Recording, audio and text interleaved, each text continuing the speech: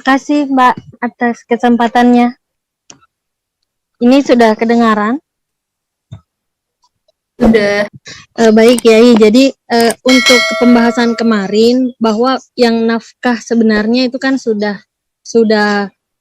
dapat pencerahan lah Yai, bahwa nafkah itu tidak hanya di pundak laki-laki tapi juga perempuan pun bisa memberikan sumbangsi, bahkan ada keluarga yang justru perempuannya yang bekerja. Namun dari kajian yang kemarin juga saya dengar ada ayat yang mengatakan bahwa laki-laki lebih daripada perempuan itu karena ada tugas reproduksi. Nah, tugas reproduksi ini yang saya pahami apakah pada saat hamil melahirkan atau sampai si bayi ini lahir. Dan kalau sampai si bayi ini lahir itu idealnya sampai usia berapa perempuan harus menjalankan tugasnya sebagai fungsi reproduksinya sehingga laki-lakinya yang dibebankan bekerja. Dan karena ini yang menjadi permasalahan di kalangan teman-teman Yai ketika setelah melahirkan misalnya, kalaulah perempuan itu masih bisa memilih untuk bekerja ataupun tidak, ya kebanyakan pasti memilih untuk tidak. Karena ya anak dibandingkan pekerjaan tidak mungkin memilih pekerjaan. Tapi ketika pekerjaannya itu sesuatu yang memang sudah, misal PNS atau pegawai tetap misalnya yang memang kontraknya sampai sini ataupun katakanlah memang perempuan ini memperjuangkan karir itu sudah sedemikian hebatnya sampai dia mendapatkannya. Jadi pada saat di antara pilihan anak atau pekerjaan itu betul-betul berat. Dan kasus nomor 1 itu misalnya kebanyakan ketika disuruh memilih apakah bapak yang harus resign atau ibu yang harus resign, itu kebanyakan ibu yang resign apapun alasannya. Kemudian yang kedua, ketika pun perempuan mau berkeras untuk tetap bekerja, itu kebetulan saya juga mengalaminya ya, jadi rasanya itu betul-betul berat ya ketika harus Zoom, terus bayi nangis-nangis, Zoom-nya kadang cuma bertahan 15-20 menit, jadi ada beban dari atasan itu berat, beban melihat anak terlantar juga berat, dan suami juga misalnya kerja dari 7 sampai sore, bahkan sampai malam. Nah, cara mendamaikan atau misalnya kayak mubadalah ini bagaimana ya? Karena kalau menitipkan anak sama suami tuh betul-betul sudahlah tidak dikasih makan, kadang-kadang bekalnya masih utuh, ditanya kenapa enggak makan, tadi sudah ditawari tapi enggak mau, akhirnya enggak makan. Jadi memang ya kalau mau jujur-jujuran ya memang beda cara merawat dari ibu ke bapaknya sama bapaknya. Ini bagaimana pendapat Yai tentang hal ini? Terima kasih. Ya, Mbak Hilda, sepertinya memang dilema ya Mbak ya, di saat kita dibenturkan dengan 2 kewajiban atau 2 tanggung jawab besar, dan di situ kita harus memilih mana yang harus kita pilih.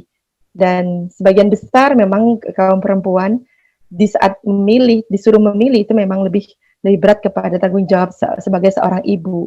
Nah, di sini ada tuntutan nih, tuntutan apakah bapak yang harus resign atau ibu yang harus resign, atau tugas seorang ibu di rumah di saat kurang kepercayaan terhadap bapak, ini bagaimana dan lain sebagainya.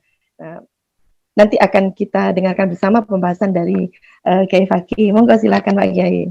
Ini kan sebenarnya problem bersama. Maksudnya begini ya. Jadi ya memang ketika prakteknya perempuan misalnya mengalami lebih berat, ya kita harus banyak mendidik laki-laki untuk bisa seperti diungkapkan pertama tadi oleh siapa yang sebelum ini tuh.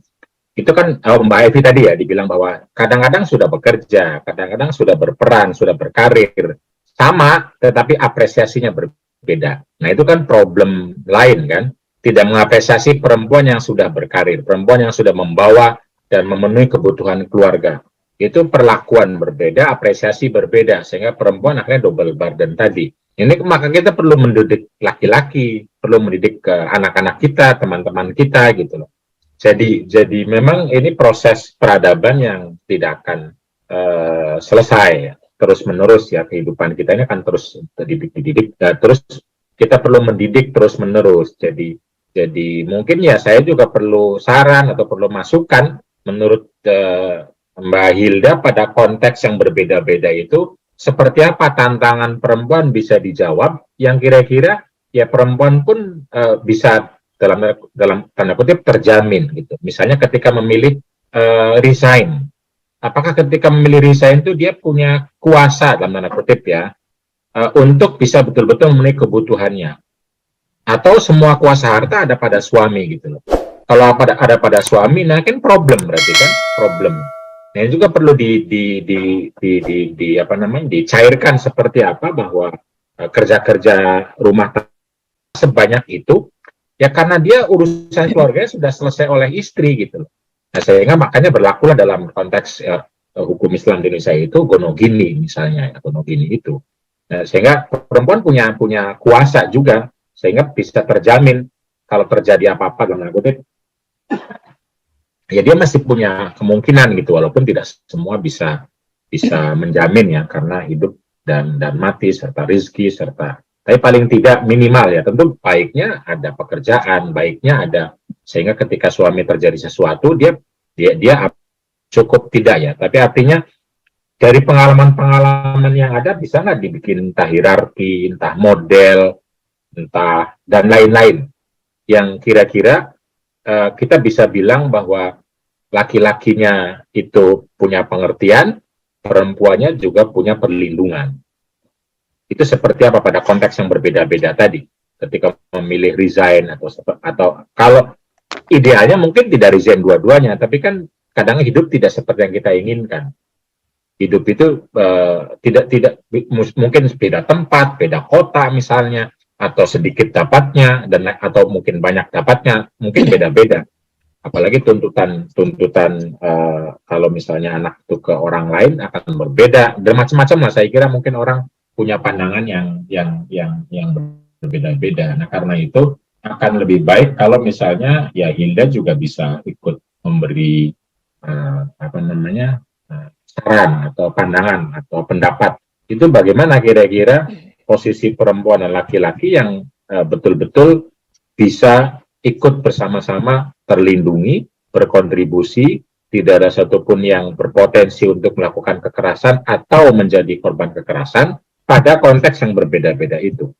Jadi martabah adalah masalahnya bisa itu, karena dalam hidup ini mungkin idealnya dua-duanya kerja menghasilkan sesuatu untuk mengembangkan potensi diri. Ketika dua-dua kerja, pertanyaannya kan anak kemana atau sama siapa gitu. Ada yang sama keluarga, sama tetangga atau babysitter kalau cukup. Kalau enggak kan gantian atau seperti apa. Tapi juga hidup tidak semuanya bisa dua-duanya kerja.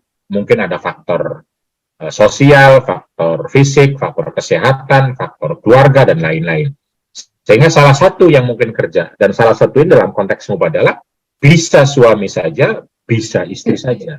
Itu sangat mungkin. Gitu. Sehingga mari kita ciptakan relasi yang seperti apa ketika suami saja, dan atau istri saja, itu seperti apa yang kira-kira itu bisa saling menopang, saling mendukung, saling menghormati, saling memandang secara bermartabat, saling adalah dan saling maslahah. Nah itu perlu masukan banyak orang termasuk Hilda ya. Begitupun ketika pada prakteknya akibat apapun, dampak apapun di mana suami istri tidak ada yang bekerja satupun. Dan ada dalam kehidupan kita banyak. Sehingga bisa jadi dia akhirnya ikut mertua, ikut orang tua, nunggu BLT, atau ke panti jompo, sakit dua-duanya, atau macam-macam itu seperti apa. Saya kira kita penting mengantisipasi berbagai keadaan sehingga nilai-nilai rahmah, nilai-nilai akhlakul karimah tetap bisa kita lakukan dalam kondisi apapun yang berbeda-beda itu. Belum lagi definisi keluarga juga beda-beda. Keluarga dalam arti sekelompok orang yang punya hubungan nasab, anggaplah hidup dalam satu rumah tertentu. Yang orang memahami keluarga itu selalu suami, istri, anak. Padahal ada suami istri tanpa anak. Ada suami istri, anak dan saudara, dan paman, dan kakek. Ada justru suami istri nggak ada, adanya anak-anak, saudara-saudara gitu loh. Karena suami istrinya mungkin kemana atau sudah wafat. Ini kan banyak sekali model relasi keluarga itu yang penting untuk disadari, sehingga jangan terkesan yang namanya keluarga cuma satu model gitu. Satu model keluarga dalam arti tadi orang yang berkumpul dalam satu rumah untuk bisa hidup mengarungi bersama, itu sekarang sudah macam-macam. Contoh tadi orang yang pergi ke luar negeri sebagai buruh migran, sebagai pekerja migran misalnya, itu bisa jadi keluarga itu ya laki-laki dengan anak-anak. Itu bagaimana kalau nggak dia dididik untuk menjadi pribadi yang bisa nyaman dengan kerja-kerja rumah tangga, kan jadi memang toksik si laki-laki itu, keluar terus, anaknya nggak diurus gitu, dititipkan ke kakek nenek yang sakit atau apalah, sakit-sakitan, akhirnya ya, tidak bangga untuk berada di rumah. Karena definisi keluarga kita selalu mengatakan ayah, ibu, anak, dan ibulah yang harus di rumah. Dan definisi-definisi yang lain. Ada juga yang justru anak itu tidak ada orang tuanya gitu loh. Ada yang juga orang tua tanpa anak, atau justru antar saudara gitu loh, antar kakak beradik dan lain sebagainya. Atau kakek nenek atau nenek sendiri, kakek sendiri bersama cucu, dan macam-macam model keluarga yang saya kira sangat banyak, sebagaimana sering dijelaskan mungkin oleh Yayasan Peka ya kemarin, perempuan kepala keluarga. Itu banyak model-model keluarga yang ada, tetapi bayangan kita cuma satu model keluarga itu, ayah, ibu, anak, sehingga konsepsi kita relasi keluarga itu cuma itu. Nah, ini yang mungkin kita perlu mengembangkan lebih banyak model keluarga dengan menanamkan visi rahmah dan akhlakul karimah dalam keadaan apapun yang mungkin berbeda-beda. Termasuk dalam konteks tadi, yang bekerja dan tidak bekerja, kan banyak model. Ketika banyak model, agar solihun likulli zamanin wa makan, maka mari kita pastikan prinsip dasarnya yang mungkin bisa diterapkan dalam berbagai model relasi dalam konteks karir dan bekerja. Jadi saya tidak bisa menjawab sepenuhnya, Mbak Hilda.